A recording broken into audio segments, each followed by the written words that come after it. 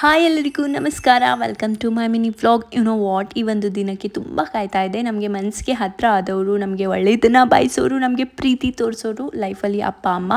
ಅವ್ರನ್ನ ಬಿಟ್ಟರೆ ನೆಕ್ಸ್ಟ್ ನಮಗೆ ನಮ್ಮ ಲೈಫಲ್ಲಿ ಪಡೆದಂಥ ನಮ್ಮ ಲೈಫ್ ಪಾರ್ಟ್ನರ್ ಸಂಬಂಧಗಳಲ್ಲಿ ಎಷ್ಟೋ ರೀತಿಯಾದ ಸಂಬಂಧಗಳಿದ್ದಾವೆ.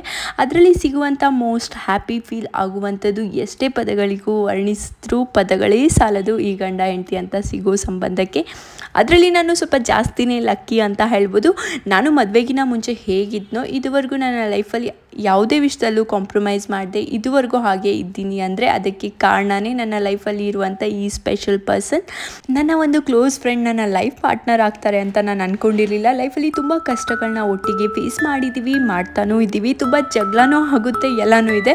ಅಷ್ಟೇ ಅಲ್ಲ, ಇತ್ತೀಚೆಗೆ ಒಟ್ಟಿಗೆ ದುಡಿತಾನೂ ಇದ್ದೀವಿ. ಅವರು ಎಷ್ಟು ಎತ್ತರಕ್ಕೆ ಬೆಳೆದಿದ್ದಾರೋ ಆ್ಯಂಡ್ ಬೆಳೆಯೋಕ್ಕೆ ಎಷ್ಟು ಕಷ್ಟಪಟ್ಟಿದ್ದಾರೋ ಆ ಒಂದು ಸ್ಟ್ರಗಲ್ಸ್ ನಿಜಕ್ಕೂ ನನಗೆ ಗೊತ್ತಿದೆ. ಬಟ್ ನನಗೆ ಆ 1% ಸ್ಟ್ರಗಲ್ಸ್ ಇಲ್ಲದೆ ಅವರು ನನ್ನ ಲೈಫ್ನ ಇಂಡಿಪೆಂಡೆಂಟಾಗಿ ಬಿಲ್ಡ್ ಮಾಡ್ಕೊಳ್ಳೋಕ್ಕೆ ನನ್ನ ಜೊತೆ ನಿಂತಿದ್ದಾರೆ. ಈ ಒಂದು ನಿಷ್ಕಲ್ಮಶ ಪ್ರೀತಿಗೆ ಬರೀ 7 ಜನ್ಮ ಅಲ್ಲ, ಎಷ್ಟೇ ಜನ್ಮ ಇದ್ದರೂ ಇಷ್ಟು ಪ್ರೀತಿ ರಿಟರ್ನ್ ಮಾಡೋಕ್ಕೆ